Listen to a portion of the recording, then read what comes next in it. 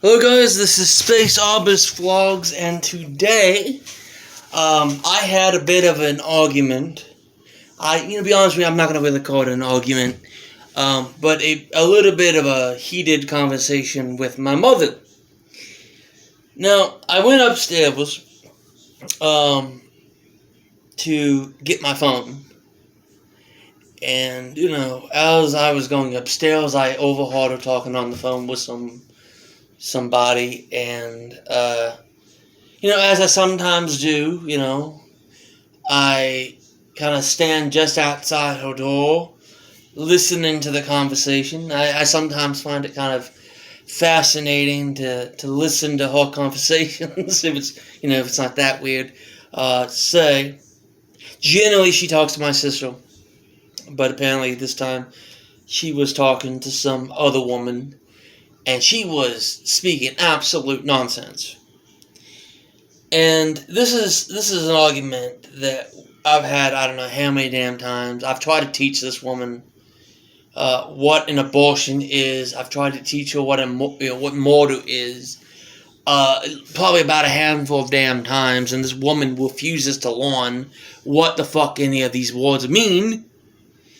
And it's frustrating. It really is. It is fucking frustrating because I've explained this to you, I don't know how many goddamn times, about what an abortion is. It's a medical procedure, okay?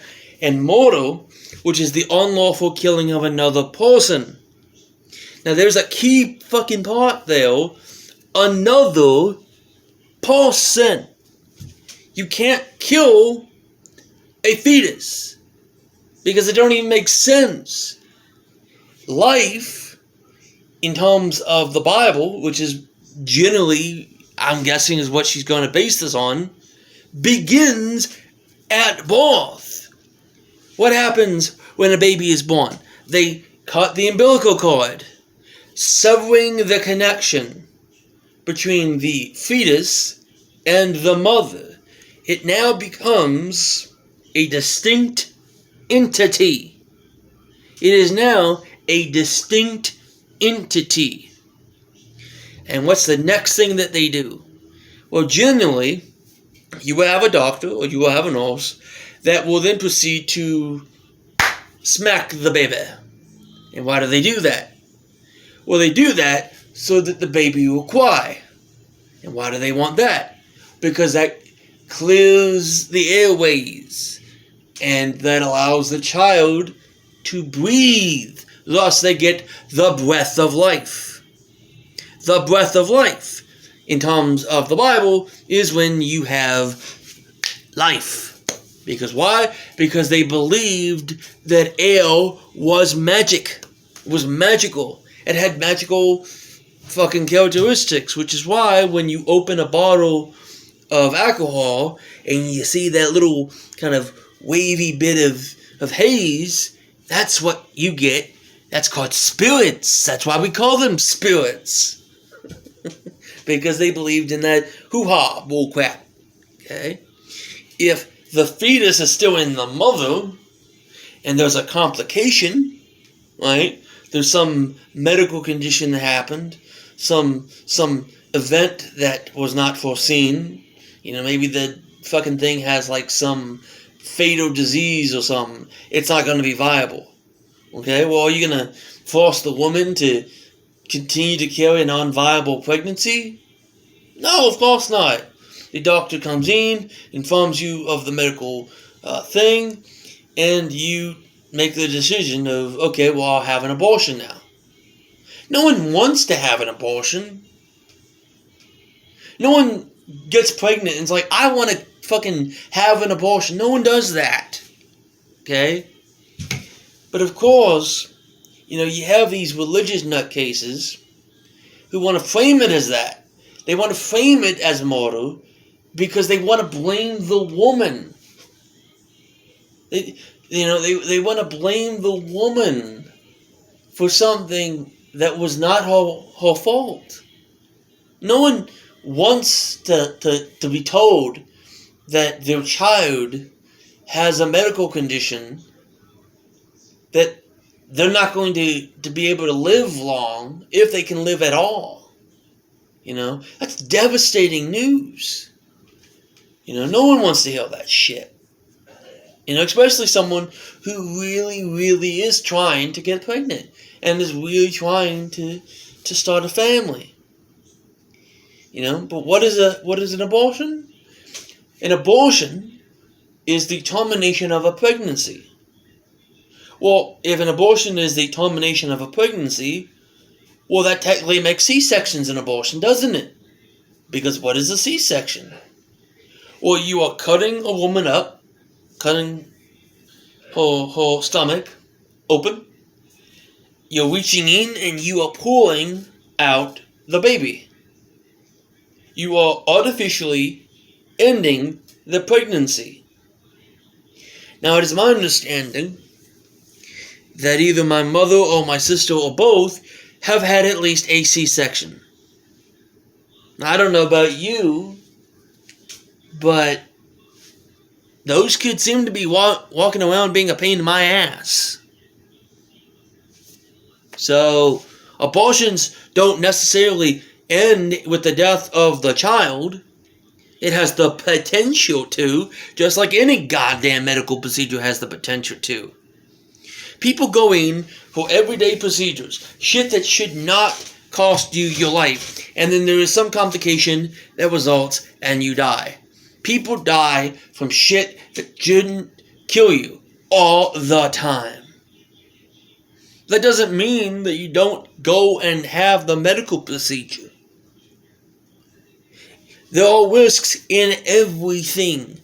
If you get behind a car, if you get into a car and you start the engine and you're driving, there is a risk that you will get into a car accident. You don't get into the car with the intention of getting into a car accident, but you understand that there is that potential. Just as if I get onto an airplane, there was a potential that there's going to be some sort of issue. The engine's going to fail. A board strike is going to render the engine ineffective. There's some control issue. So all of a sudden, the plane is starting to pitch, and the yaw, planes fucking crash for a number of reasons all the time. But that doesn't mean you don't get onto an airplane. That doesn't mean that you don't drive your car. That doesn't mean you don't get onto a train. You just do these things understanding that there is a potential that shit could happen. You don't intend for them to happen, but they happen. Sometimes pregnancies aren't viable. Sometimes planes crash. Sometimes the train derails. And sometimes you get into a car accident. You don't intend for any of these things to happen. They just happen. We don't blame we don't blame the pilot. We don't blame the train conductor or the engineer. We don't typically blame the driver, right? And we sure as fuck shouldn't just blame the mother, okay? Now, I get it, it's easy, it's easy to view this as mortal because, religious people, they want easy answers, they want easy answers. They don't want to think. Generally, a lot of these religious people, they don't want to think. They want things to be binary. They want it to be black and white. They want everything to be simple. Yes, no, up, down, black, white, yin, yang, good, and evil. Now, as I'm an atheist, I don't deal with binary. I deal with shades of gray. Because I understand that there's nuance. There's nuance. Nothing is black and white. It's just a sliding ball of gray. Maybe it's a bit better. Maybe it's a bit worse. Maybe it's kind of neutral. but it's some shade of gray. Sometimes I agree more with this individual. Sometimes I agree more with this individual. And sometimes I agree with both individuals or none at all. Okay? So, I've had this conversation. I'm probably going to continue to have this conversation with her. And that's generally one of the reasons why I generally don't like talking to her. That's one of the reasons I generally don't like talking to my sister. It's one of the reasons I generally don't like to talk to my mother, and that's generally the reason why I generally don't like talking to my father. Because, these people, they have these misinformed notions on how reality is, and they won't accept what reality actually is. Because they want it to be this, and it's this. And they refuse to accept. That's why when a couple of years back, when my mom didn't live with us, I remember there was a time where back when we actually would use the back porch, she came in and she wanted to read the Bible to me. And I was like, I have absolutely no interest in talking to you because you don't want to have a conversation. No, what you want is to be told that you're correct. You want me to just reaffirm what you already want to believe. And I'm not going to do that. I'm not going to just make you feel good because you want to feel good. If what you're saying is not true, it's not true. It doesn't matter how loud you want it to be true. It doesn't matter how loud you get. It doesn't matter how many times you yell it. If what you are saying is not true, it's not true. It doesn't matter how many people you get to say it. It doesn't matter how long you say it. It doesn't matter how passionate you are when you are saying it. If what you're saying is not true, it's not true. If someone came up to me and insisted that 1 + 1 = 3, I would not agree with them. I would not agree with them if they had 100 people, or 1,000 people, or everyone but me. 1 + 1 is not 3, it's 2, and no matter how hard you yell that it's 3, it's 2. Just like if you yell that an abortion is murder, it's not. It's a medical procedure, and murder has a legal definition, and an abortion fits none of those criteria at all. No one who knows what an actual murder is would ever even attempt to link that to an abortion, because that's silly. That's fucking silly. It'd be like if I asked you, the potential viewer, right? Am I a senior citizen? Am I a toddler? Am I a child? Well, take a good look at me. Okay? I got a beard. Okay? I was born in 1992. Yeah. No one would call me a child. No one would call me a toddler. No one would call me a baby. Okay?